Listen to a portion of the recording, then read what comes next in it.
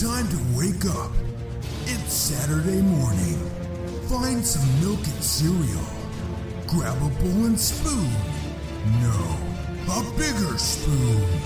Head to the living room and take a seat on the floor while Joseph and Chris present to you Saturday Morning Cartoon!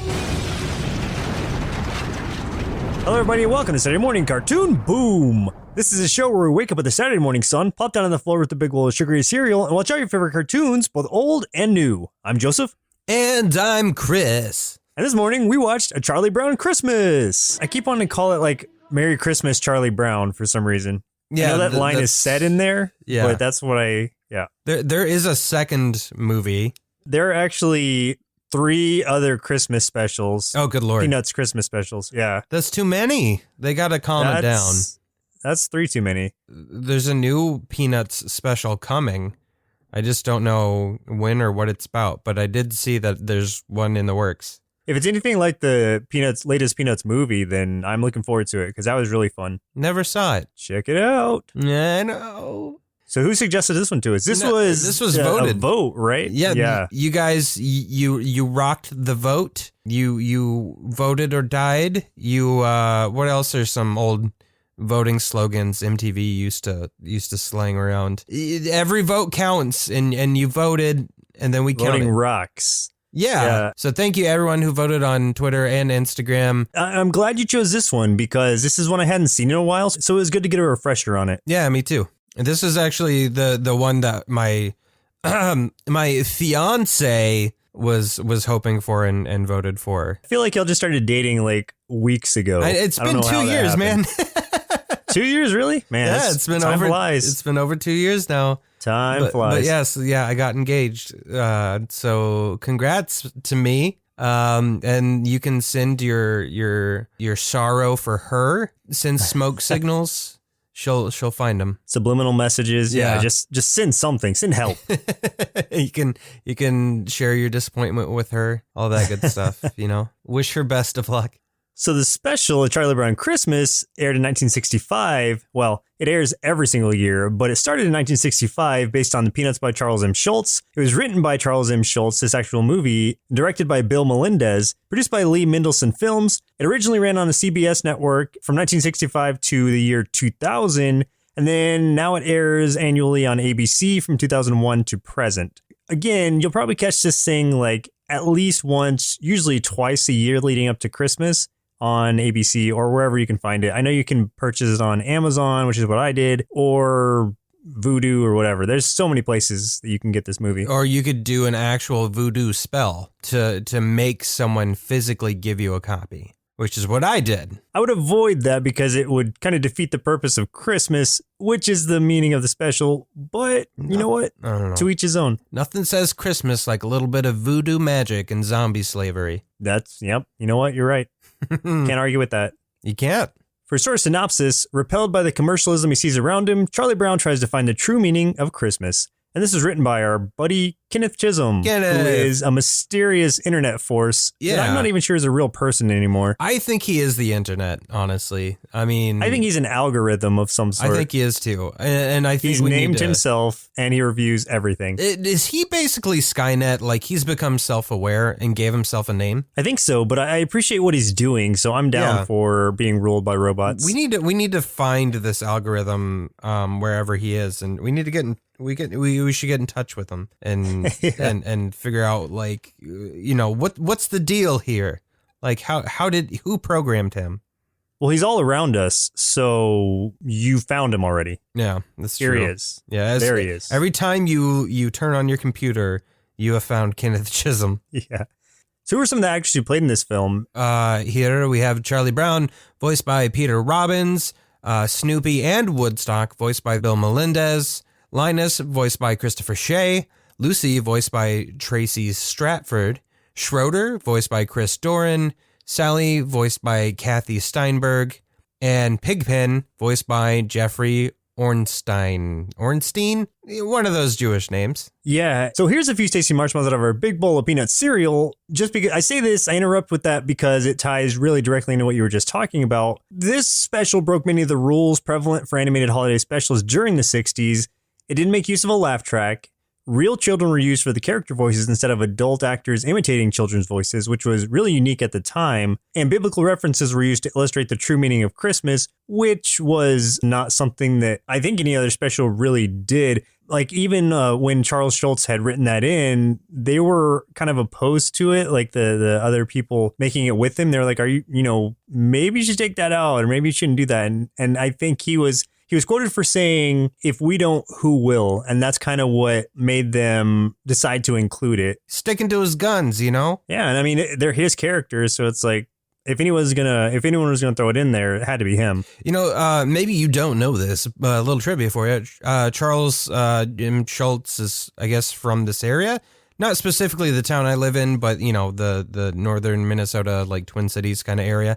So there's like a lot of Peanuts stuff around here. Like there's a park just full of, statues of Peanuts characters. There's a lot of Peanuts themed places and things to see up here. So just a little fun thing for you there. Yeah, I didn't know that. That's cool. Yeah. I'll just check him out. He's a big deal up here. Like it's like everybody up here is a huge fan of Peanuts and Charlie Brown and things like that, which is why my fiance wanted to see this one. It's weird because it's like her family and all the friends and stuff around here that grew up in this area. Weirdly, it'll come up in conversation like once or twice a year. You'll hear somebody talking about him and Charlie Brown and things. So it's just kind of interesting that it's so ingrained in the culture up here. Yeah, and something else I wanted to mention, and this isn't really directly related to the special itself, but the name of this wasn't always Peanuts, and that's something I had known about, but I didn't know he disliked the name Peanuts altogether. Anytime he got a chance to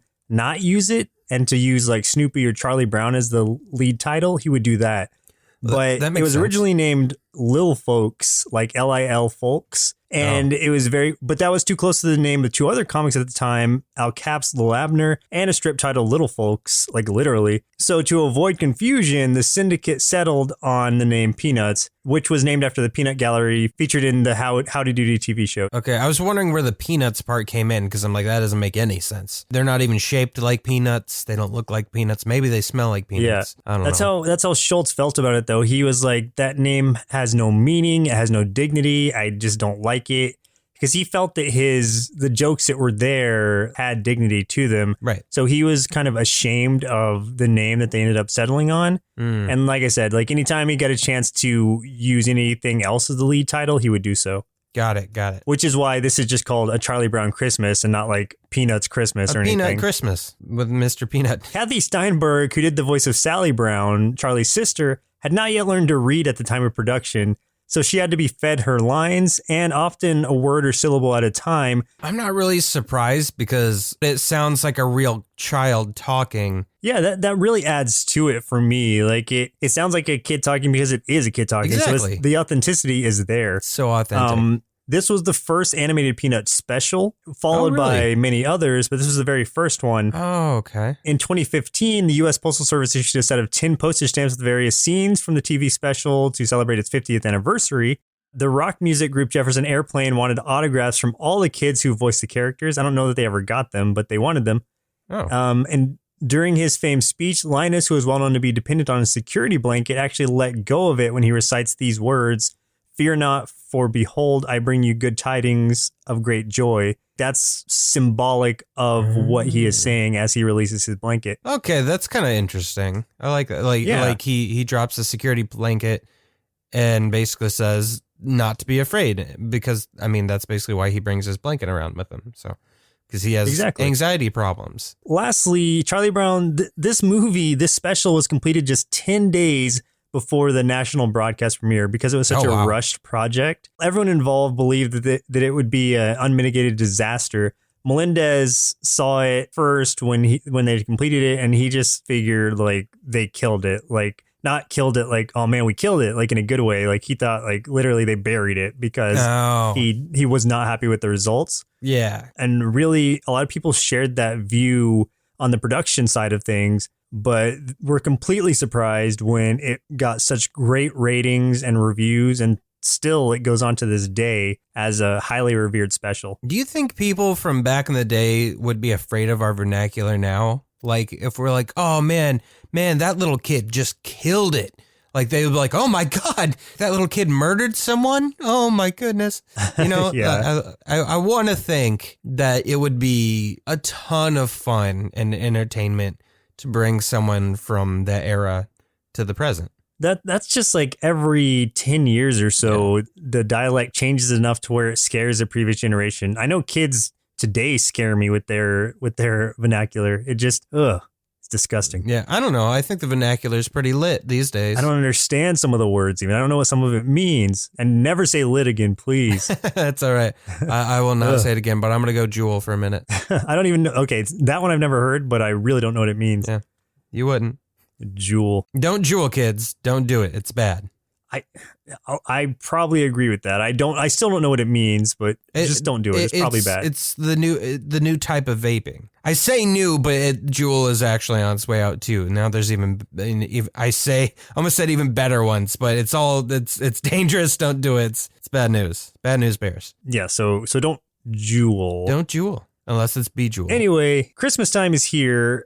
That is the way it opens when everyone's ice skating and, Snoopy's showing off, doing his thing. Snoopy's awesome. He's the best part of this thing. He's the most entertaining part for sure. Everyone else, all these kids are so serious, like, and so mean too. Freaking Charlie Brown is depressed as shit. Like this kid, he's so cynical. And at first I was just like, man, what is wrong with him?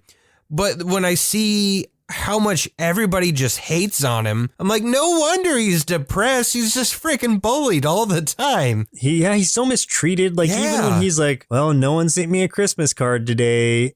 And then he's like, what's her name? Hey, Violet, like, I never got the Christmas card. I never got your Christmas card. She's like, well, that's because I didn't send you one. Yeah, that kind of cracked me up. Like, he was trying to get all smart and she was just, like, not having it. Yeah, like, I was being sarcastic. Like, even his dog Charlie Brown. Like, Snoopy's even a jerk. Like, Snoopy throws him into a tree. He openly boos him later. Yeah, dude, everyone hates him. And it's just, I'm not surprised that he's so cynical and just basically hates everything.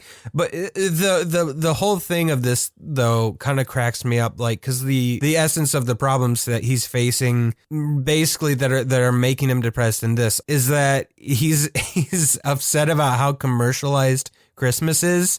And I think that's really funny.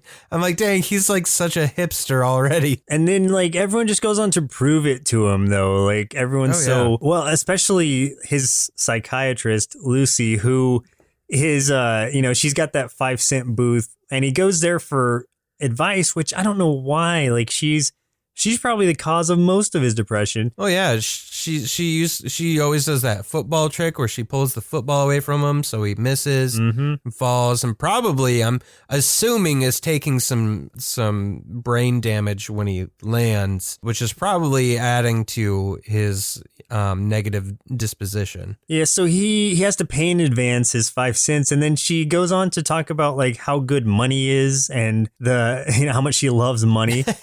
She tries to diagnose him with a lot of random phobias. With like every phobia, yeah. And then like the ultimate phobia, pantophobia, which is fear of everything. Well, he just like screams. He's like, that's it. And like screams so loud, she like does a flip. And so she's like, you know what you need is to be involved. Like you're not a fan of Christmas. You just need to be involved in a Christmas project. So she happens to be producing a play, I guess. And so his thing is like, she's just like, why don't you direct it? Like, I don't know why she has any faith that he can direct it well, since everyone, including her, seemed to have a very low opinion of him. Oh my God. As soon as she announced to the cast that Charlie Brown was going to be doing it, everybody's just like, oh, this is going to be the worst play ever.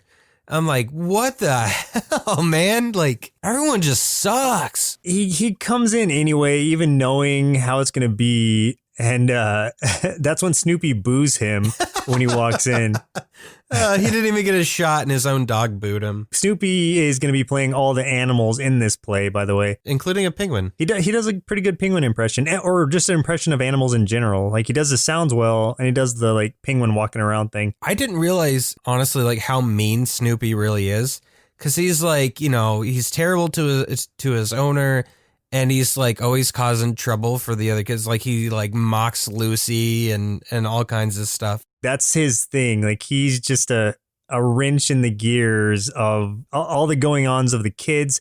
And in this case, also to put emphasis on the commercialism part, he has entered a contest to have like the best decorated house or something. Yeah. So he's decorating his dog house in this contest, and Charlie Brown is of course disappointed in him for doing that. Charlie's just mad at everything at this point. Like no one could do anything that would make him happy, pretty much. Well, they're just proving him right at this point. Like he's talking about the commercialism, and they're just showing him that's really what's going on. Okay, tell me this: what was this play supposed to be about? Because every time they tried to practice, it was just them all dancing haphazardly. Like there's this one girl in a green dress that is just doing uppercuts with her fists, like while everyone else is doing these weird dances that I can't even describe. Yeah, I don't know. I mean, it's got a shepherd in it. Animals, apparently. We don't get to see the play. Yeah, we just get nothing. To see like bad rehearsals of it. Yeah. Or not even rehearsals of it, just like dancing to whatever music Schroeder's playing on his little piano. There's even times that like they reference like, you know, learning your lines and stuff. We never hear a single line from this play. It's just dancing. I guess that's because the true meaning of the special is finding what the true meaning of Christmas is, which I thought was going to be more of a, like, you know, happiness and cheer type message. But it was a very literal true meaning of Christmas going back to its biblical roots. Yeah, I kind of figured that it was going to head that way because I did know that Charles M. Schulz was like a big Christian and stuff. So I figured that would happen, but like I will give him credit where he didn't bring it up until like the very end, like the last 5 minutes or so. And I'm kind of surprised that it took him that long to do it because I just figured he would have like, you know, thrown it out there pretty quickly, but he didn't. So yeah, he really buried the lead on this one. Yeah. And it's interesting the way it got delivered too. I mean, this is if it sounds like we're kind of rushing through things, we're actually kind of extending it as much as we can because it's only a 25-minute special. Right. CBS was pushing for it to be an hour. I think the director was like, no, an hour of TV is just too long. Yeah. So yeah, and especially in the short time that they had to put it together. So They made the right move doing this because it gets everything across in those 25 minutes. Everything they wanted to send, they get out there. Charlie Brown they need more set decoration. So Charlie Brown is assigned to go get a Christmas tree. And this is what really kind of, even if you don't know anything about this special, you've seen this scene either replayed on another show or something, because this is where he and Linus have to go get a Christmas tree. He's supposed to get like a big, bright plastic, like pink one, I think they said. But instead, like he finds this like tiny, like actual sapling tree that is seen better days, looks like, or maybe it's just like it's still growing. So it's nothing at this point and barely has any pines on it. He gets this one because he feels like it needs him. That was kind of a sad thought to think that like Charlie Brown is just trying to find someone who needs him. So he has personified that in this little tree. It's kind of funny because that's become, I mean, I don't know about you or the listeners, but it's become kind of part of my, to bring the word back, vernacular. Like when I see a Christmas tree, like the one I have right now that looks awful, I usually call it a Charlie Brown tree. And that's just kind of become my word for like a really sad looking tree. Like even if it's not a pine, just a crappy looking tree, I always call it Charlie Brown tree. I think to some degree that's actually part of because I don't know a better word for it, vernacular at this point, because of this special, like they are, like a Charlie Brown Christmas tree is usually a sad tree. It doesn't even have to be a Christmas tree, like you said. Yeah. Just a really sad tree. People know it as that.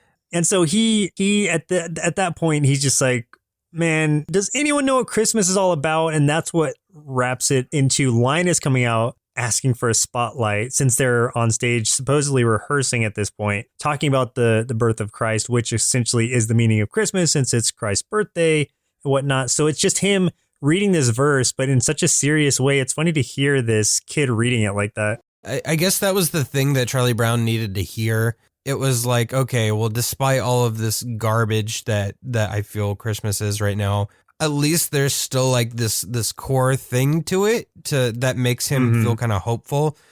So he just kind of grabs his tree and pieces out, just leaves everyone behind, goes outside and he's just looking up at the stars and stuff. And then he sees Snoopy's doghouse covered in ornaments and lights, and Snoopy had won first place. So he takes an ornament, puts it on his little sad tree, which then flops over and looks dead, and he gets mad and leaves again. Because at that point, he's kind of saying like, oh, I'm a failure at everything. I can't even take care of this tree. And so, yeah, he walks off. But that's when the other kids come up because I guess they start to feel bad because they realize how mean they have been, especially during the Christmas season. The whole town of children bullies him, apparently. Yeah. The only exception is Linus, really. Like, he's the only one who's nice to him. That's true. I think that's pretty much it. Yeah, even his own dog, even Snoopy, Yeah. he can't, yeah. The kids all come, like, he's not there, but they see his pathetic little tree leaned over with the ornament on it. So Linus straightens it up and even puts his blanket around the base of it to give it some more decoration. And all the kids kind of gather together and start taking really all the pieces off of Snoopy's elaborately decorated doghouse and kind of make it into an actual decorated tree. Yeah. That was a really nice moment. And then Charlie Brown comes back by and sees it. And that's when they just scream, "Merry Christmas, Charlie Brown" at him. My headphones were up too loud. I wasn't prepared for that. It was it was a little too loud for me. And then they all start singing. And I got to tell you, I don't like the singing of these children. Oh, I don't. And in fact, I don't even like that opening song that everyone always, hears.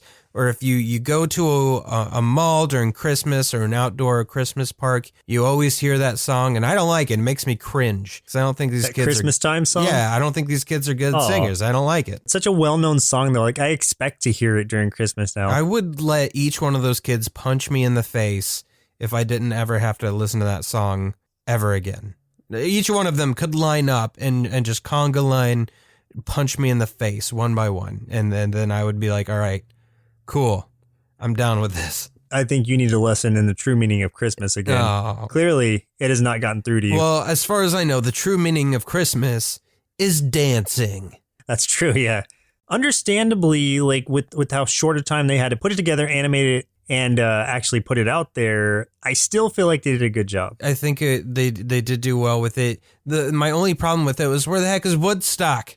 Where's he at? Yeah, I wonder if he even existed yet in the comics. I don't know. I was saying the same thing about Peppermint Patty, but she didn't exist yet. Like, there was a Patty there, but she wasn't Peppermint Patty. I think she was the curly-head girl, but that's not the same person. And she was, when Peppermint Patty came out, the other Patty was not written out, but was just taken out of the comic strip. So, right. Yeah, it was different then. And since this was the first animated special, I'm not sure when Woodstock actually came around, so I can't say. Well, Chris, looks like it's about time we send our inner kids off to join the Peanuts in learning the true meaning of Christmas, then see what they thought of the special, A Charlie Brown Christmas. I like this cartoon because it keyed in on the biggest issue with Christmas. It's just too over-commercialized, to the point it's starting to intrude on the best celebration of all, Halloween. If I go into one more store and see Christmas decorations across from my Halloween candy, I'm going to have to burn this world down. So I gave this cartoon 5 bowls of child depression cereal out of 5. First and foremost, this movie really made me feel for poor Charlie Brown. Kids can be so cruel. Being on the receiving end of bullying myself, I can relate. However, to comment on the movie itself, I thought this was a really interesting way to teach kids the true meaning of Christmas, focusing on its biblical origins in contrast to its vast commercialism. On top of that, I had a good time watching it, and it seems like they packed a pretty good amount of content into its 25-minute airtime. Overall, I'd give A Charlie Brown Christmas 5 big bowls of tiny Christmas tree cereal out of 5, and understand why this special has become a Christmas staple. One thing I don't understand is why, if Snoopy is as smart as he seems to be, Charlie Brown doesn't try to capitalize off that. He could get all the 5-cent psychiatric help he wanted if he marketed a hyper-intelligent hound correctly. Maybe even splurge for some high-end 25-cent care. Yeah, I guess, and here's the thing with that is it all depends on your insurance. So if you're electing the PPO, then, you could probably get a little bit better psychiatric help, but keep that lower cost. But I mean, yeah, otherwise you're going to be paying the 25 cents, but you're still going to end up with Lucy as your psychiatrist. And that's just, it's very complicated. So do you have any final thoughts on A Charlie Brown Christmas? Yeah, like I don't remember it being as dark as it was, but I kind of I kind of get it in that that's kind of Charlie Brown's character. I just don't remember them touting words like depressed and things like that at that point. Like I thought it was more lighthearted, but it's always been this way and we've accepted it as such. It was just a really good special, that surprise part of it aside. It was interesting seeing, because I didn't remember that they had taken the biblical route from it. Like I said, I thought it was going to be something about just the joy of sharing, spending time with family and whatnot. But they really go to the core of it. And that's an approach I wasn't expecting. So again, having seen this movie as many times as I have as a kid, I guess it never really kicked in that's what they were trying to say. That said, since this airs at least twice a year, if you haven't seen it, check it out.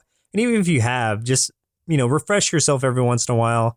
And if you haven't seen it since you were a kid, especially refresh yourself, and then you'll see what kind of surprise we face too. And yeah, I think it's an enjoyable one. I think my favorite might still be Great Pumpkin, but we haven't reviewed that yet, so I won't really talk much about it. Yeah, it's a classic. It's wholesome. I mean, it's something that's lasted generations, obviously, because this is something that you see on television every Christmas, and this thing is from way back in yesteryear. Is that a word? Yesteryear. Yeah. It's fun. It's got some laughs. It also manages to keep that little Christian story in it without bashing you over the head with it, since it's only brought up at the very end. So I do appreciate that about this cartoon. Like, if he's going to go for that message, I think he did a good job of doing it. Like, it was presented in a good way, and it wasn't like a 20-minute Jesus sing-along. So it was done very classy. Also surprisingly depressing at the same time. But but that makes the character of Charlie Brown a little bit even more relatable to me, because I had a lot of problems as a kid. Yeah, it's just, that's something I did not remember at all. Not in the slightest. And I assume that's just because as a child, maybe you don't catch on to those things. Overall, though, enjoyable. It's classic. You'll see it on TV. Everyone's going to see it. I'll probably see it again this year. Yeah, to comment on your relating to it, I think that's very true. Like, Charlie Brown seems like not an everyman, but anyone who's ever suffered from any kind of mental illness of any kind, myself included, that's the character you can relate to. Like, he's not the happy-go-lucky, carefree character that I would have assumed he was, since that's what most cartoons are. Yeah. So it really stands out amongst all these happy-go-lucky, joy to the world, cheery characters. Not that there's anything wrong with them, but it's interesting to see the other side of that. So in that way, this movie actually kind of meant more to me than it usually does, because I can understand that character more now. Yeah, Charlie Brown is a character for the jaded. And now it makes a lot of sense why my step-grandfather used to call me Charlie Brown as a child. All the time. So now I know what he was getting at. What was it that Linus said? He said, you're the Charlie Browniest Charlie Brown I know, or something like that. Yeah.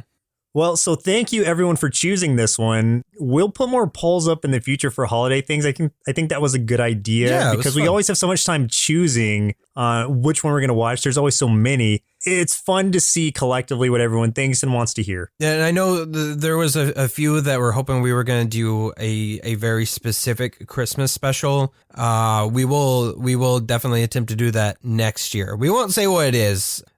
For those of you that were on a certain live stream Joseph and I were doing when we were playing Castle Crashers a few weeks ago, we had discussed an option along with the poll, and some people are really hoping that's what we were going to do, but we didn't plan it soon enough. So maybe next year we'll pull that off, because we want to get a guest in for this certain one. So Oh, absolutely. Yeah. And I know that's going to be a fun one. It so will be. Looking forward to it. Yep.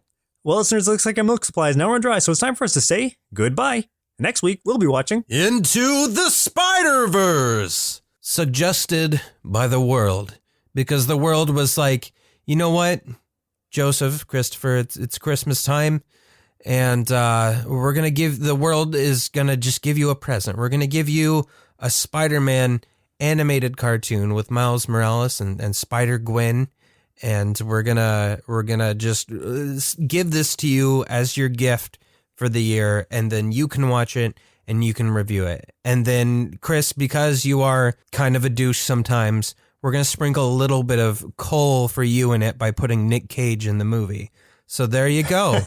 And that's how we decided we were doing Into the Spider-Verse. Yes, all of those things. Yeah. Very specific. Yes. This was something I should have seen opening night, but I wanted to hold off because I wanted to save it for right before we recorded for it, but I just can't wait any longer. I have to go see it. Everyone's talking so much about it, and I don't want to accidentally hear spoilers or something, so I need to get it out of the way and enjoy it like the rest of the world seems to be. I've only heard good things so far, and that makes me very happy, and I'm very excited for it, and I think it's going to be amazing. And since this is going to come out on the Saturday before Christmas, I want to wish everybody a Merry Christmas and Happy Holidays before that happens. So Merry Early Christmas, Happy Early Holidays. Yeah, Merry Kwanzaa and Happy Hanukkah, Ramadan. I don't know when that is, but like I hope that it's happy for you, and I hope you have a good time. Yes, just Happy Holidays in general to everybody. Once again, I'm Joseph. And I'm Chris. We'll see you next Saturday. Presented by Nerdsloth, a place for lazy nerds. If you like what you heard, consider donating at patreon.com/nerdsloth so we can continue bringing you quality shows. Be sure to also leave us a review and share your favorite episodes and clips on social media. If you're looking for more content, visit us at nerdsloth.com.